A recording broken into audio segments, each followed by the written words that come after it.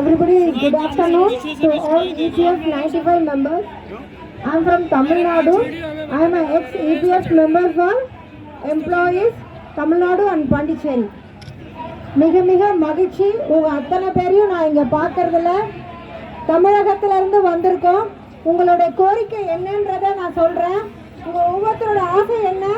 It is truly remarkable to see representatives from states of India and speakers of many different languages gather here today.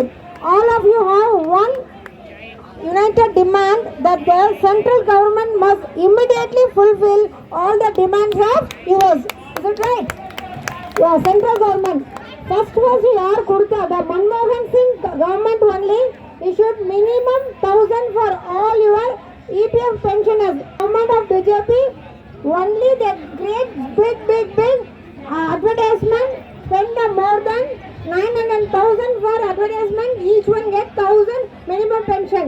But after that the whole problem is closed only.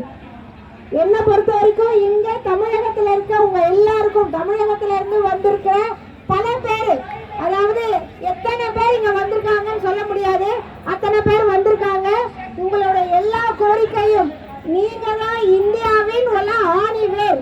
உங்களால் உருவாக்கப்பட்டதுதான் இந்தியாவிலுடைய ஒவ்வொரு கம்பெனிஸும். இன்னைக்கு அந்த ஒவ்வொரு கம்பெனியும் corporate கிட்ட வித்துக்கிட்டு இருக்காங்கன்னா அது யாரால கொடுத்த உழைப்பு? உங்களால். அந்த உழைப்புக்கான அங்கீகாரம் நீங்க கவர்மெண்ட்டுக்கு டெடிகேட் பண்ணீங்க, டொனேஷனா கேட்கல. நீங்க ஒர்க் பண்ணதுக்கு ஆப்ளிகேட் பண்றீங்க, என்ன பண்ணணுமோ அதை கொடுங்கன்னு கேக்குறீங்க. அது தப்பு கிடையாது இல்லையா?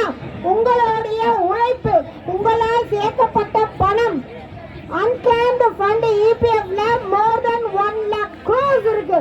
அதுதான் ஒவ்வொரு கவர்மெண்ட்டும் இலவசமா மக்களுக்கு கொடுக்கறது.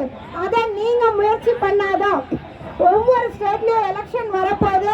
எலெக்ஷனை முன்னிறுத்தி உங்களுடைய ஓட்டு 80 லட்சம் ஓட்டு வேணும்னா எங்க கட்சிக்கு, எந்த கட்சி மேனிஃபெஸ்டோல உங்களுடைய கோரிக்கை கொடுக்குறாங்களோ அவங்களுக்கு தான் எங்க ஓட்டுன்றத ஆணித்தரமா நீங்க சொல்லுங்க. அப்பதான் உங்களுடைய கோரிக்கைகள் நிறைவேற்றப்படும். நீங்க கேட்கிற ஒவ்வொரு பணமும் நீங்க உருவாக்கி சேர்த்து வைத்த பணம். ஆகையால உங்களுடைய போராட்டம் வெற்றி பெறணும். கண்டிப்பாக எங்கள் தலைவர் ராகுல் காந்தி உங்களுக்கான குரலை கண்டிப்பா பார்லிமெண்ட்ல கொடுப்பாருன்றது கூறி இத்தகைய வாய்ப்பு வழங்கிய தமிழ்நாட்டில இருந்து எங்களுடைய EPF 95 உடைய தலைவர், இப்ப ஆல் இந்தியா லெவல்ல மிகப்பெரிய போஸ்ட் கொடுத்திருக்கீங்க.